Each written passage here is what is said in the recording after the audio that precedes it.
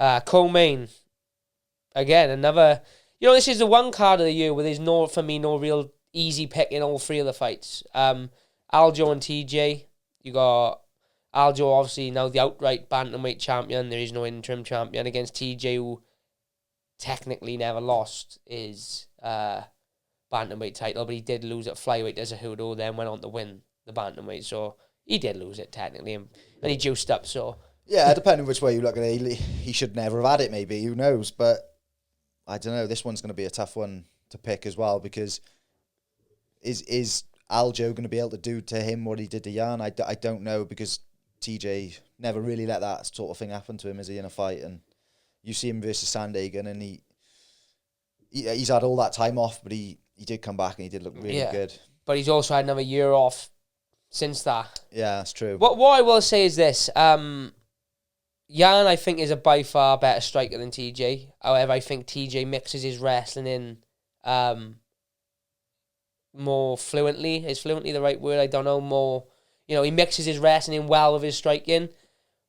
Is he going to want to wrestle Aljo? Probably not. Will he take him down, though, to get him worried about the takedown so it opens up strikes? I think yes. But I do think Jan is the better striker. So based on that, I think if Aljo can get his wrestle game going early, then I think he's in with a serious chance. I think it'll go, in my opinion, it goes this way. Aljo either subs him early, TJ either knocks him out early, or it'll be a bit like the Jan fight, where it's a fight of two hours, where Aljo takes the early rounds, TJ takes the later. Because TJ, again, like Jan, is used to those five. I can't remember the last time he was in a 3-round fight. Yeah. I think it was John Lineker 5-odd years ago, and he had like 3 fights before that, and there's had God knows how many after. They're all been 5 rounds, so he's a little bit more of a slower starter. Aljo is kind of a fast starter, because he looks to start fast to capitalise on a back take and get a sub. So yeah, interesting fight. It's not an easy one. I mean, I would personally say probably all-rounded fighting skill-wise, TJ's probably the better fighter, but I think styles make fights. I think Aljo's the much bigger man. He's a much taller man. And Aljo, he's very unorthodox on the feet. It doesn't always look the best, but it's effective. You've seen it in the first... in my opinion, he won the first round against Jan just on pure striking. So we'll see. If I had to, again, I can't bet. No more. Thanks, fucking UFC. But if I pick Aljo submission. Rightio. I go, Dillashaw decision then. Well, just because I don't think he's going to get him out of there necessarily. I don't think he's going to finish Sterling. Yeah, I think that's a good... I mean, realistically, Jan didn't finish Sterling. He's tough, Aldo. I think unless he clips him like a Marlon Moraes kind of thing, where he clips him early with a bit of a flush shot, catches him cold. Yeah. But the chances of that happening at championship level are slim to none. So, but then Aljo has been bothering with Top G this week. So you just never know what's rubbed off on him. You never know, yeah. He's been mixing it with Top G, so...